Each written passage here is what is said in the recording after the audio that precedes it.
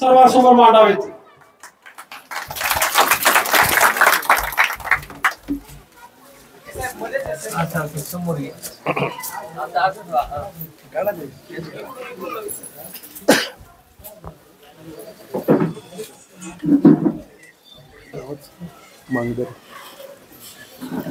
आज अहमदपूर तालुक्यातील मांगदरी गावामध्ये पुण्यश्लोक लोकमाता मातोश्री अहिल्यादेवी होळकर यांच्या त्रिशतकोत्तर जन्म महोत्सवानिमित्त म्हणजेच 300 वर्षे झाली ज्या मातेला जन्म घेऊन त्यांची जयंती खूप मोठ्या स्वरूपात आपल्या गावामध्ये साजरी होती। इथल्या तरुणांनी जी आमची वाजत गाजत मिरवणूक काढली, गावामध्ये प्रवेश करत असताना प्रत्येकाच्या घरावर मातोश्री अहिल्यादेवी होळकरांचा झेंडा बघितला। नुसता घरावर नाही बघितला तर 2 व्हीलरला बघितला, 4 व्हीलरला बघितला। बाळासाहेब तुम्ही ज्या पद्धतीने सांगितलं त्या पद्धतीने त्या आपल्या माता भगिनी युनिफॉर्म मध्ये आलेले आहेत। आमच्या तरुणांनी गळ्यामध्ये गमजे पिवळे टाकलेले आहेत। खऱ्या अर्थानं दादा तुम्ही सगळेजणच आपण सगळेजणच एक 15-20 वर्षापूर्वीचा कालावधी असा होता की अहिल्यादेवी होळकरांच्या जयंतीच्या दिवशी या महाराष्ट्रातल्या शासनानं आम्हाला सुट्टी दिली पाहिजे। नरोडे साहेब बरोबर आहे का? तुम्ही शासनात होता, प्रशासनात होता, तर या महाराष्ट्र शासनानं 31 मेला सुट्टी जाहीर करावी म्हणून आम्ही मागणी करायचो आपण सगळे। त्यानंतर आम्ही म्हणायला लागलो की शासनाच्या वतीनं चौंडीमध्ये जयंती साजरी झाली पाहिजे। ह्या आमच्या मागण्या असायच्या आणि लोक आम्हाला वेड्यात काढायची। पण या वर्षीची जयंती अशी अजरामर झाली की या जयंतीला गावच्या सरपंचापासून ते या भारत देशाच्या पंतप्रधानापर्यंत, राष्ट्रपतीपर्यंत, राष्ट्रपती द्रौपदी मुर्मू, देशाचे पंतप्रधान नरेंद्रजी मोदी, मग मध्य प्रदेशचे मुख्यमंत्री, उत्तर प्रदेशचे योगी आदित्यनाथ, महाराष्ट्राचे मुख्यमंत्री, त्या सगळ्या माणसांनी जर कुणाची जयंती साजरी केली असेल तर ती मातोश्री अहिल्यादेवी होळकरांची जयंती साजरी केली। आणि ही जयंती साजरी करत असताना आता दादा इथं जयंती साजरी करत असताना एका माणसाला आपल्याला बाजूला घेऊन जावं लागलं। हे आपलं वास्तव आहे, ही फॅक्ट आहे। मुसळे साहेब, जरी आमचा समाज खरं तर मगाशी बाळासाहेब तुम्ही बोललात की तुमच्या इकडे पेरणी वगैरे काहीतरी बोलला तुम्ही, पीक काढलं तिकडच्या लोकांनी पश्चिम महाराष्ट्रात, 4-5 आमदार निवडून आले। पण आता मी विचारानं सांगतोय या गावामधल्या सगळ्या लोकांना, आता या विचारपेठावरती 3 आमदार बसलेले, मी लिहून देतो बॉन्ड पेपरवरती। एक नांदेड जिल्ह्यातले आहेत, एक लातूर जिल्ह्यामधले आहेत आणि एक बीड जिल्ह्यामधले आहेत। इथं बसलेले आहेत ते काही, इकडे चंद्रसेन पाटील बसलेले आहेत, इकडे दादा बसलेले आहेत आणि इकडे बाळासाहेब बसलेले आहेत। आणि आम्ही 2-2 जागा मागितल्या पाहिजे, कारण लढाई आता आपल्याला राजकारणाची बेरीज करायची। प्रत्येक समूहामध्ये आपण जात आहोत, प्रत्येक लोकांना आपल्या हक्क अधिकारावर जागृत करत आहोत। आता काही माणसं म्हणतील हाके सर तुम्ही राजकारणावर बोलायला लागला काय? होय, मी राजकारणावर बोलतोय, कारण ज्या मातोश्री अहिल्यादेवी होळकरांनी तलवारीच्या जोरावरती 29 वर्ष या भारतवर्षामध्ये आपला राज्यकारभार केला, तो राज्यकारभार असा केला, बऱ्याच वक्त्यांनी सांगितलेलं आहे, दादानी पण सांगितलं, पुण्यश्लोक हे कुणाला म्हटलं जातं? पुण्यश्लोक, पुण्यश्लोको नलराजा, पुण्यश्लोको धर्मराजा, धर्मराजा म्हणजे 5 पांडवाचा मोठा भाऊ, पुण्यश्लोको नलराजा, पुण्यश्लोको धर्मराजा, पुण्यश्लोको साक्षात श्रीकृष्ण युधिष्ठिर, हे सगळे देवादिकामध्ये जन्माला आलेले। पण तुमच्या आमच्या कुळामध्ये ज्या मातेनं जन्म घेतला, परत नारी जातीमध्ये जन्म घेतला, त्या पुरुष म्हणून पण नव्हत्या, नारी जातीमध्ये जन्म घेतला, परत पशुपालकाच्या घरी जन्म घेतला, त्या मातेला धर्मराजानंतर, नलराजानंतर, श्रीकृष्णानंतर जर या भारतवर्षामध्ये जर कुणाला पुण्यश्लोक बाळासाहेब म्हटलं जात असेल तर ते मातोश्री अहिल्यादेवी होळकरांना म्हटलं जातं। आणि त्या मातेची जयंती साजरी होती, भारतभर जयंती साजरी झाली। मग आता या गावातल्या सगळ्या तरुण मंडळींना, मी आता कुणाची नावं घेतलेली नाही तिथं बरं का, पण या सगळ्या तरुण मंडळींचं मला स्वागत यासाठी करायचंय की कार्यक्रम सुरेख असा कार्यक्रम तुम्ही घेतला. इथं 4-5 मुलींनी भाषण केलं. मला वाटलं आता 2-4 मुलं पण भाषण करतील, पण 3-4 मुलींनी सुरेख असं आपलं मनोगत व्यक्त केलं. हीच माणसं पुढे येणार आहेत, याच मुली पुढे येऊन बोलणार आहेत. त्यामुळे मी आता तुम्हाला सांगितलं की पुढच्या 2029ला या विचारपीठावर बसलेले 3 आमदार तुम्हाला महाराष्ट्राच्या विधानसभेत दिसतील, विधान परिषदेत नाही. आणि हे खूप जबाबदारीने बोलतोय, कारण या भारतवर्षामध्ये मातोश्री अहिल्यादेवी होळकरांनी आपला जो राज्यकारभार केला, तो वारसा, तो इतिहास तुम्हाला आम्हाला आहे. पण तो इतिहास आम्ही कुठेतरी विसरलेलो आहोत. हा इतिहास जोपर्यंत तुमच्या आमच्या लेकरांना कळणार नाही, तुमच्या आमच्या माता भगिनींना कळणार नाही, तोपर्यंत तुमच्या आमच्या हातातून आत्ताचं वर्तमान, आत्ताचं राजकारण, आत्ताचं समाजकारण, आत्ताचं अर्थकारण, आत्ताची राजनीती जोपर्यंत तुम्हाला कळणार नाही, तोपर्यंत खऱ्या अर्थानं तुमचा आमचा विकास अथवा उद्धार होणार नाही. कशासाठी अहिल्यादेवी होळकरांची जयंती साजरी करायची? अहिल्यादेवी होळकरांची जयंती यासाठी साजरी करायची. आज सकाळपासून तुम्ही सगळी मंडळी इथं उपस्थित आहात. खऱ्या अर्थानं ऐका,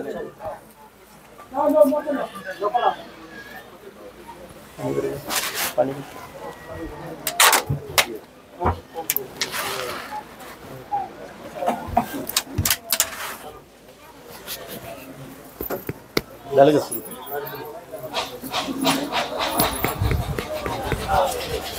येतोय का आवाज? येतोय का आवाज? येतोय का? बराच वेळ झालं माता भगिनी बसलेले तिथं. खरं तर आपण शेतकऱ्याची माणसं, एवढा वेळ एका जागी बसायची मला वाटतं पहिल्यांदाच बसला असाल तुम्ही. एक 10-15 मिनिटं बोलेन मी. 2 तास बसले, 2 तासापासून तुम्ही इथं बसलाय. एक 10-15 मिनिटच तुमचा जास्तीत जास्त वेळ घेणार नाही. पण अहिल्यादेवी होळकरांची जयंती आम्ही जर सगळेजण साजरे करत आहोत, खऱ्या अर्थानं लेकी बाळींच्या शिक्षणाचं आपण बघितलं पाहिजे. खऱ्या अर्थानं मुलांचं शिक्षण कसं पुढे घेऊन जाता येईल हे बघितलं पाहिजे. मुलगी बघा, असं म्हटलं जातं, तुम्ही एक वेळ मुलाला शिक्षण नाही दिलं तरी चालेल, मुलगा 10वी-12वीतनं शिकायचा थांबला तरी चालेल, पण मुलगी मात्र 10वी-12वीतनं काढायची नाही. ही माझी तुम्हाला हात जोडून कळकळीची विनंती आहे. त्याचं कारण असं आहे, मुलगी 2 घरचा दिवा असते. एक तर ती माहेरला आपल्या भावाला, आपल्या बहिणीला, आपल्या आई वडिलांना समजावून सांगेल, अरे दादा मुलीला शाळेतनं काढू नको. तीच मुलगी सासरी आपल्या सासरच्या लोकांना सांगेल की मुलीला शाळेतनं काढू नका. आणि जी मुलगी शिकलेली असेल, जी मुलगी 10वी-12वीच्या पुढे शिकलेली असेल, जी मुलगी ग्रॅज्युएट असेल, जी मुलगी कुठे नोकरीमध्ये असेल, ती मुलगी कधीही आत्महत्या करणार नाही. ती मुलगी कधीही अस्वच्छ वागणार नाही. ती मुलगी कधी अविचारानं वागणार नाही.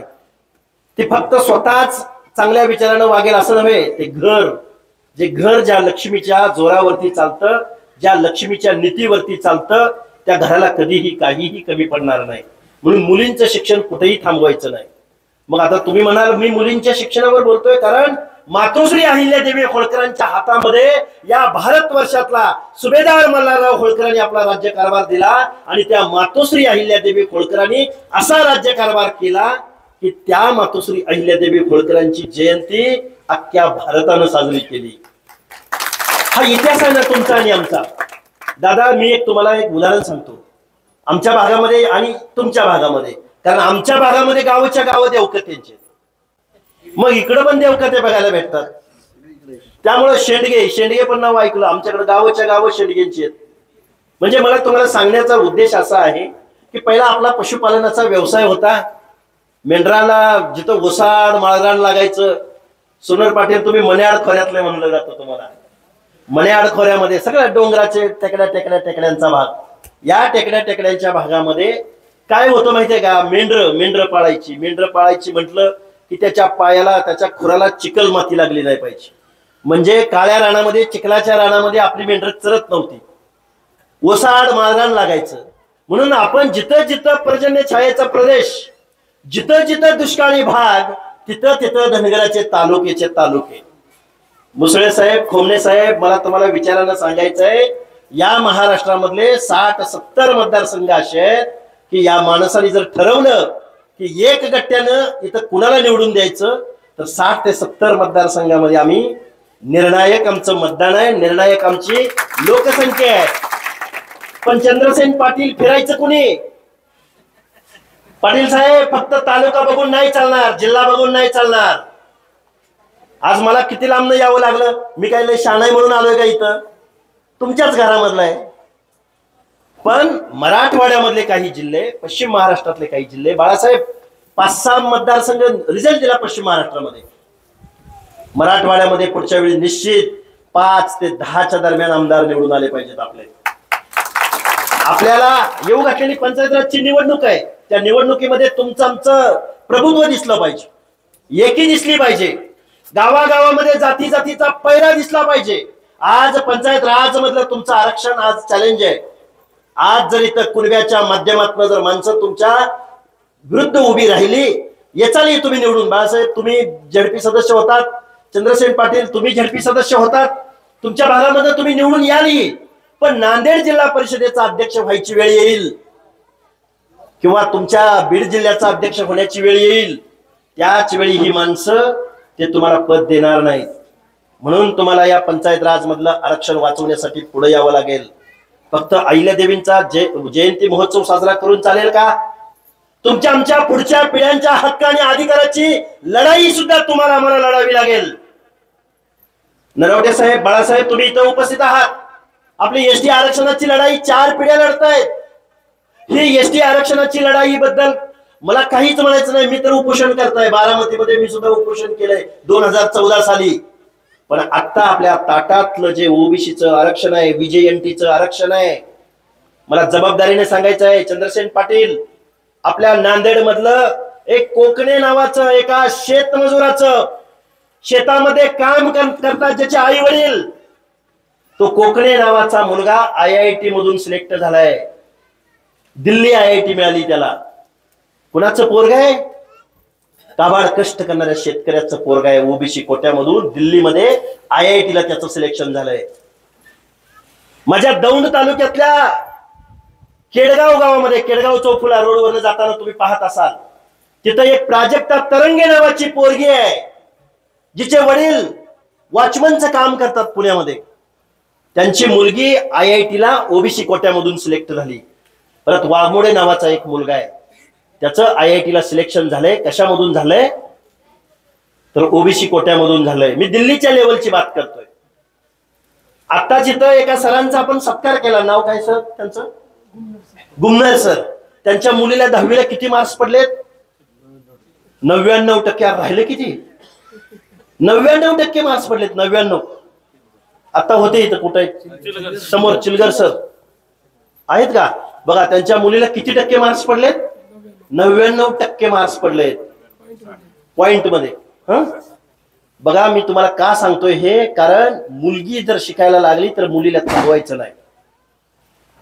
जर मुलगी शिकली, मी निश्चित जबाबदारीने सांगतो, बाळासाहेब तुम्ही बोललात की बिरुदेव ढोणे एक IAS ऑफिसर झाला, अख्ख्या महाराष्ट्रानं भंडारा उधळला. अख्ख्या महाराष्ट्रानं, प्रत्येक महाराष्ट्रातला पोरगा, प्रत्येक महाराष्ट्रातला नोकरदार, प्रत्येक महाराष्ट्रातली शिकलेली माता भगिनी काय बोलली, तर आमच्या घरातलं पोरग IAS ऑफिसर झालंय. हा अभिमान होता, त्यांचा स्वाभिमान होता. या गोष्टी तुम्हाला आम्हाला कधी बघायला भेटणार? बाळासाहेब पश्चिम महाराष्ट्रातनं गावोगाव ज्यावेळी या जयंतीच्या निमित्तानं फिरतो, गावागावातले तरुण पोरं बघतो, त्यावेळी वाटतं अरे गावच्या गावं आपले आहेत, कशाला पाहिजे आपल्याला आरक्षण. पण ज्यावेळी मुंबईच्या मंत्रालयामध्ये जातो, त्या मंत्रिमंडळाच्या यादीवर नजर फिरवतो, त्यावेळी तुमची माणसं तिथं दिसत नाहीत. कोण देणार आहे तुम्हाला?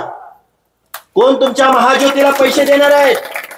काही पडलेलं नाही तुमच्या महाज्योतीला पैसे देण्यासंदर्भात. काही पडलेलं नाही तुमच्या पुण्यश्लोक अहिल्यादेवी शेळी मेंढी महामंडळाला पैसे देण्यासंदर्भात. वसंतराव नाईक महामंडळ असेल, गोपीनाथराव मुंडे कल्याण महामंडळ असेल, अण्णाभाऊ साठे महामंडळ असेल, या महामंडळांना पैसे दिले जात नाहीत. दादा मी तुम्हाला जबाबदारीने सांगतो, या महाराष्ट्रामध्ये टोटल 4.5 लाख करोडचं बजेट आहे आणि तुमची आमची गावगाड्यातल्या 18 पगड जातीची ओबीसीची संख्या किती आहे? तर 50, 55, 60% दरम्यान आहे. त्या लोकसंख्येला बजेट किती मिळतं तुमच्या लेकरा बाळांच्या शिक्षणासाठी, सामाजिक न्यायाच्या योजनांसाठी? तर 1% पलीकडे तुम्हाला बजेट भेटत नाही. 1% बजेट. लोकसंख्या 50%हून जास्त. दादा आम्ही मागतोय काय? तर महाज्योतीला पैसे मागतोय. आम्ही मागतोय काय? तर स्कॉलरशिपला पैसे मागतोय. आम्ही मागतोय काय? तर जिल्ह्याच्या ठिकाणी एक तरी ओबीसीच्या मुलांना वसतिगृह बांधा. पण या महाराष्ट्राचा अर्थमंत्री, या महाराष्ट्राचा मुख्यमंत्री, या महाराष्ट्रामध्ये फुले शाहू आंबेडकरांचं नाव घेऊन ज्यांनी राज्यकारभार केला त्या लोकांनी तुम्हाला आम्हाला मातीत गाडण्याचं काम केलंय. आणि याच्या विरुद्ध आपल्याला बंड करून उठावं लागेल. मग ही लढाई बाळासाहेब, नरोटे साहेब, मुसळे साहेब, ही लढाई फक्त धनगर समाजाची नाही. मला याचा भान आहे. मी आज अहिल्यादेवींच्या जयंतीच्या निमित्तानं बोलतोय. विचारपीठावरती धनगर समाजाचे नेते आहेत. तुम्ही सगळे बसलेली समोर सगळी मंडळी धनगर समाजाची आहेत, याची मला जाणीव आहे, भान आहे. पण हे भान तुमच्या समोर व्यक्त करत असताना गावगाड्यामधले शोषित, वंचित, पीडित, भटक्या विमुक्त जाती जमाती, कारण गावगाड्यातली शेतकऱ्याची माणसं तुम्ही इथं बसलेली आहात. तुमचा पेरणीचा आजचा मौसम आहे तरी तुम्ही इथं बसलेले आहात. एखादा गरीब शेतकरी असला, त्याच्या दारामध्ये एकच बैल असला तरी तो शेजाऱ्याला, पाजाऱ्याला, गावातल्या एखाद्या जोडीदाराला बोलवतो, आपल्याला पेरणी करायची आहे आणि तुझा ना माझा पैरा करावा लागेल.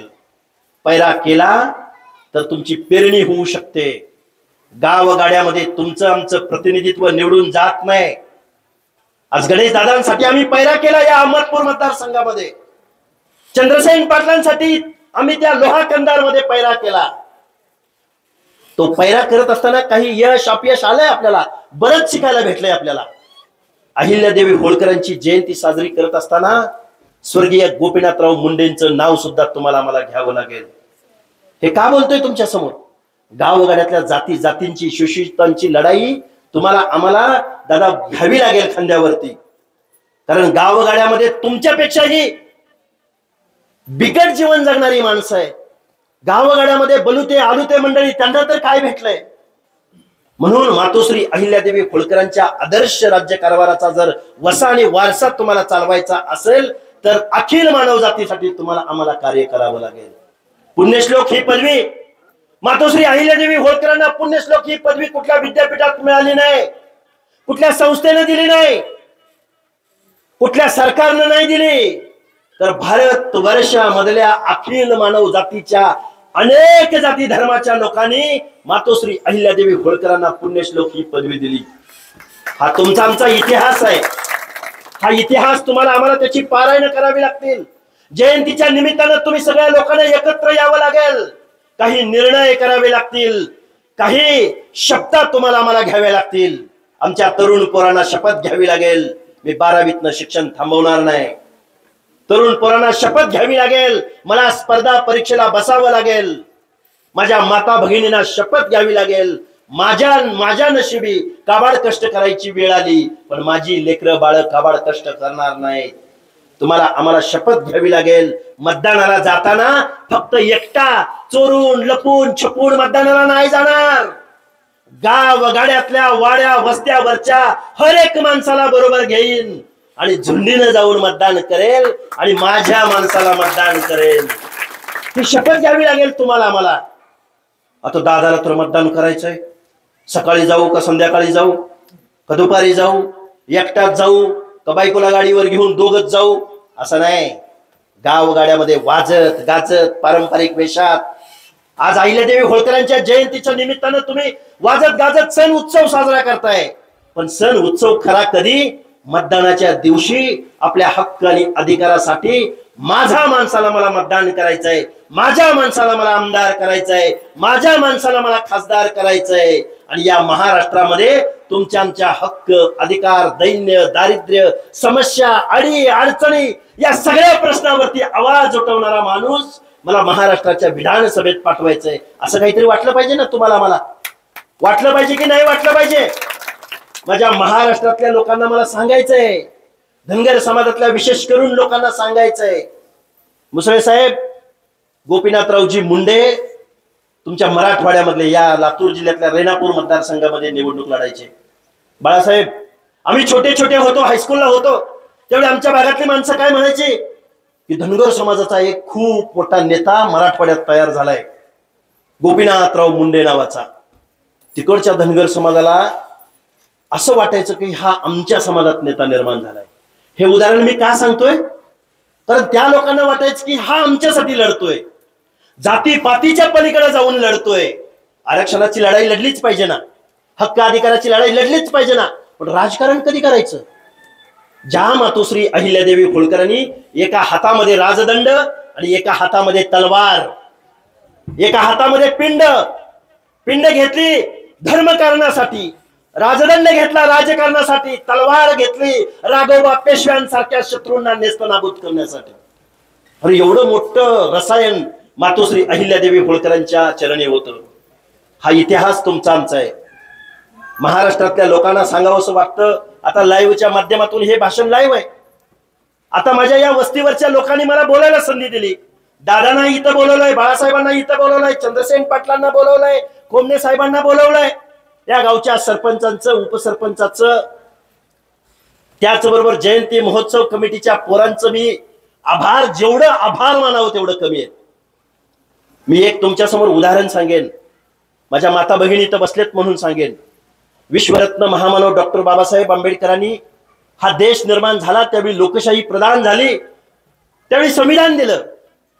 संविधान दिल्यानंतर त्या संविधानामध्ये ज्यावेळी त्या अधिसभेमध्ये, त्या संसद सभेमध्ये बाबासाहेब बोलले, रिझर्वेशन पॉलिसी दिली, गावगाड्यातल्या प्रत्येक माणसाला हक्क आणि अधिकार दिले, एक व्यक्ती एक मत एक मूल्य दिलं. गावगाड्यातली तुम्ही आम्ही सगळी माणसं बसलेली आहोत. तुमच्या मताला एक वेगळीच किंमत आहे, यांच्या मताला वेगळीच किंमत आहे. ह्यानी बटन दाबल्यानंतर 5 मतं पडते, ह्यानी बटन दाबल्यानंतर एकच मत पडतंय, परत स्टेजवरच्या बसलेल्या माणसानं बटन दाबल्यावर 10 मतं पडते. असं काय आहे का हो? इकडं माझ्या गावगाड्यातल्या शेतकऱ्याच्या मताला जेवढी किंमत, तेवढीच टाटा, बिर्ला, अंबानी, पवार, पाटील, देशमुख यांच्या मतालाही तेवढीच किंमत आहे. मग एवढं 1 लाख मुलाचं मतदानाचा अधिकार ज्या महामानवानं तुम्हाला दिला, ते मत तुमच्या माणसाला तुम्ही कधी देणार आहात? ज्या सुभेदार मल्हारराव होळकरांचा इतिहास तुम्ही सांगता, ज्या मातोश्री अहिल्यादेवी होळकरांची जयंती तुम्ही साजरी करता, उठसूट सगळी माणसं म्हणतात, मीही म्हटलं आता तुम्हाला की अहिल्यादेवी होळकरांची जयंती राष्ट्रपतींनी साजरी केली, पंतप्रधानांनी साजरी केली. जे संसद भवन, जे राष्ट्रपती भवन ज्या रायसीना हिल्स वरती बांधलं गेलेलं आहे, ती जागा कुणाची होती त्या संसद भवनाची? तर ती आमच्या होळकरांची होती, होळकरांची. ती संसद, बाळासाहेब, ती संसद आजही वाट बघते की होळकरांच्या महाराष्ट्रामधून एक संसद सदस्य पब्लिक मधनं निवडून या संसदेमध्ये येईल. नाही झालं ते. म्हणून तुम्हाला आम्हाला जागं व्हावं लागेल, जागं राहावं लागेल. मगाशी तुम्हाला बोलत होतो आरक्षणाच्या संदर्भात. आता खरं तर अहिल्यादेवी होळकरांची जयंती आहे. खरं तर मी इतिहासावर बोलायला पाहिजे. अहिल्यादेवी होळकरांवर बोलायचं म्हटलं तर 1.5 तास अपुरा पडेल. त्यांच्या शेतकऱ्यांच्या प्रश्नावर बोलावं. अहिल्यादेवी होळकरांच्या जाती धर्माच्या पलीकडे जाऊन दानधर्माद्वारे 1 लाख पिंडींचा जीर्णोद्धार कुणी केला असेल तर तो अहिल्यादेवी होळकरांनी केला. आता तुम्हाला आम्हाला सगळं माहितीये, 12 ज्योतिर्लिंग माहितीये, कन्याकुमारी पासून काश्मीर पर्यंत प्रत्येक ठिकाणी मातोश्री अहिल्यादेवी होळकरांनी आपला दानधर्म केला, शिवपिंडींचा जीर्णोद्धार केला. पण एक उदाहरण सांगतो तुम्हाला. गावगाड्यामधली माणसं, एखाद्या गावामध्ये महादेवाचं मंदिर जीर्ण झालं असेल, पडायला आला असेल, त्याची नासधूस झाली असेल, यवनी आक्रमणांच्या समोर त्या मंदिराची नासधूस झाली असेल, गावातल्या लोकांनी उठावं आणि अहिल्यादेवी होळकरांच्या राजवाड्यावर जावं. मातोश्री, आमच्या गावामध्ये एक शिवाचं मंदिर आहे, पुरातन मंदिर आहे, त्या मंदिराचा आम्ही जीर्णोद्धार करत आहोत. मातोश्री अहिल्यादेवी होळकरांनी खाजगीच्या कारभाराला बोलवावं आणि त्यांना मोहरा द्याव्यात. त्या काळात काय पैसे नव्हते ना, बार्गेनिंग पद्धत होती ना. अहिल्यादेवी होळकरांनी त्यांना ज्या काही गोष्टी लागतात, बार्टर सिस्टीम होती त्या कालावधीमध्ये. 1 लाख पिंडींचा जीर्णोद्धाराचं दायित्व मातोश्री अहिल्यादेवी होळकरांच्या नावावरती आहे. म्हणून पुण्यश्लोक ही पदवी अहिल्यादेवी होळकरांना दिली गेली. बाबांनो, खूप काही बोलता येण्यासारखं आहे. मी आज अहमदपूर तालुक्यात आहे. पण इकडे नांदेड जिल्ह्याच्या बाउंड्रीवर आहे, बरोबर आहे का? इकडे लोहा कंदार आहे, इकडे अहमदपूर आहे, इकडे रेणापूर आहे. खरं तर तुम्ही आम्ही सगळ्या गावगाड्यातल्या लोकांनी एकत्र येण्याची ही गोष्ट आहे. मी एक राजकीय उदाहरण शेवटचं सांगेन आणि मी माझं मनोगत, कारण माझी पण तब्येत बरोबर नाही, तरी पण कार्यक्रम तुम्ही पुढे ढकललेला असताना पण मी आज रडत खडत कसा बसा पोहोचलो इथं. मी आदर्श मानतो. आता बाळासाहेब, आता दादा तर भाजपचे, तुम्ही पण मगाशी म्हणालात तुम्ही यशवंत सेनेचे अगदी ऍक्टिव्हली काम करतात. पाटील तुम्ही आता भाजपमध्ये गेलेले आहेत, बरोबर का? पण मी याच्याही पलीकडे जाऊन मी माझा आदर्श कुणाला मानत असेल आत्ताच्या राजकारणामध्ये, तर कर्नाटकचे मुख्यमंत्री सिद्धरामय्या यांना. ते मुख्यमंत्री झाले, ते माझ्या समाजाचे आहेत म्हणून मी त्यांना आदर्श नाही मानत. सिद्धरामय्या नावाचा मुख्यमंत्री, एक कन्सेप्ट सांगतो तुम्हाला, अहिंद नावाची संकल्पना त्यांनी राबवली. अहिंद, त्याची फोड करून तुम्हाला सांगतो. सिद्धरामय्या नावाचा एक कुरवार समाजातला, धनगर समाजातला पोरगा पहिल्यांदा उपमुख्यमंत्री झाला, पुन्हा मुख्यमंत्री झाला आणि तिसऱ्यांदा मुख्यमंत्री झाला. एक धनगर समाजाचा मुलगा, एक धनगर समाजाचा माणूस कर्नाटकामध्ये. महाराष्ट्र एवढी धनगर समाजाची संख्या कर्नाटकात नाही, हे पण परत तुम्हाला जबाबदारीने सांगतोय. त्या माणसानं अहिंद नावाची संकल्पना राबवली. बाळासाहेब, अहिंद म्हणजे काय? अ म्हणजे अल्पसंख्याक, हे म्हणजे हिंदलतारू, कर्नाटकी शब्द आहे. हिंदलतारू म्हणजे ओबीसी आणि द म्हणजे दलितारू. अल्पसंख्याक, ओबीसी, दलितारू, अहिंद. सिद्धरामय्याने सगळ्यात पहिल्यांदा विश्वास कुणाचा कमवला तर त्या कर्नाटक मधल्या दलित बांधवांचा कमवला. दुसऱ्यांदा विश्वास कमवला ओबीसींचा. तिसऱ्यांदा विश्वास कुणाचा कमवला? अल्पसंख्याकांचा. आणि अहिंद नावाची संकल्पना राबवली आणि गल्लीपासून दिल्लीपर्यंत राज्य असणाऱ्या भाजपच्या विरोधामध्ये सरकार आणलं आणि कर्नाटकचे मुख्यमंत्री झाले. आता स्टोरी इथं नाही संपली बाळासाहेब, आमची लढाई आहे एसटी आरक्षणाची. त्याच सिद्धरामय्यांनी पहिल्या महिन्यामध्ये जो निर्णय घेतला तो धनगर समाजाच्या एसटी आरक्षणाची अंमलबजावणी झाली पाहिजे म्हणून कर्नाटक विधानसभेचा प्रस्ताव कुठे पाठवला तर दिल्लीला पाठवला. प्रश्न सुटला का? नाही. मग आता मी तुम्हाला एक कार्यकर्ता म्हणून, तुमचा सहकारी म्हणून, तुमच्या नेतृत्वाखाली मी काम केलंय. तुम्हाला आम्हाला आता जागा झालं पाहिजे, तुम्हाला आम्हाला घराच्या बाहेर पडलं पाहिजे, गाव वगैरेतल्या 18 पगड जातीला जागा केलं पाहिजे आणि जातीची युती केली पाहिजे, राजकारणाची शेती केली पाहिजे. काय अजितदादा पवार अर्थमंत्री आहेत, 1% पुढे तुम्हाला बजेट देत नाहीत, तुमच्या आश्रम शाळांना बजेट देत नाहीत, तुमच्या लेकरा बाळांच्या शिक्षणाला पैसे देत नाहीत, तुम्हाला जिल्ह्याच्या ठिकाणी एकही वसतिगृह नाही, तुमच्या लेकी बाळींना एकही वसतिगृह नाही. अरे यांचा एक कारखाना बंद पडला, 100 कोटी, 50 कोटी, 60 कोटी, 70 कोटी. काल परवा माळेगावच्या कारखान्यात, आता म्हणाल तुम्ही राजकीय बोलायला लागला, त्यांच्यावर टीका करायला लागला, माळेगावच्या त्या कारखान्याच्या सभा घेत आहेत आणि तिथं त्यांनी तिथल्या लोकांना सांगितलं मला चेअरमन करा, मी 500 कोटी रुपये देतो. पण आमच्या लेकरा बाळांच्या वसतिगृहाला पैसे नाही त्यांच्याकडं, आमच्या स्कॉलरशिपला वेळेवर पैसे मिळत नाहीत. अनेक योजना जाहीर केल्या होत्या. धनगर समाजाच्या पोरांना नामांकित शाळांमध्ये, दर्जेदार शाळेमध्ये तुम्ही प्रवेश घ्या, त्या शाळेची फी आम्ही भरणार. ती सुद्धा योजना नांदेड मधल्या कित्येक लोकांचे, चंद्रसेन पाटील मला फोन येत आहेत की आता ती योजना बंद पडली, वरून अनुदान येत नाही, आमच्या पोरांना शिकायला मिळत नाही. काय मागतोय तुम्ही आम्ही? स्कॉलरशिपला पैसे? काय मागतोय तुम्ही आम्ही? नोकरी? काय मागतोय तुम्ही आम्ही? माझी मुलगी शिकली आणि माझ्या पोरीला एखादी शिक्षकेची नोकरी मिळाली पाहिजे. आमची पोरगी शिकली आणि कुठंतरी तिला लेक्चरर म्हणून अरे राहिला का तो जमाना? तुम्ही आम्ही कारखाने मागितले पाहिजेत, तुम्ही आम्ही सुतगिरण्या मागितल्या पाहिजेत, तुम्ही आम्ही बँका मागितल्या पाहिजेत. बजेट किती मोठं आहे, 4.5 लाख कोटीचं. हे मी का मांडतोय तुमच्या समोर? अहिल्यादेवी होळकरांच्या जयंतीच्या निमित्तानं तुम्ही सगळे एकत्रित आलेले आहात. लढाई लढायची आहे, लढता लढता विजय निश्चित असतो.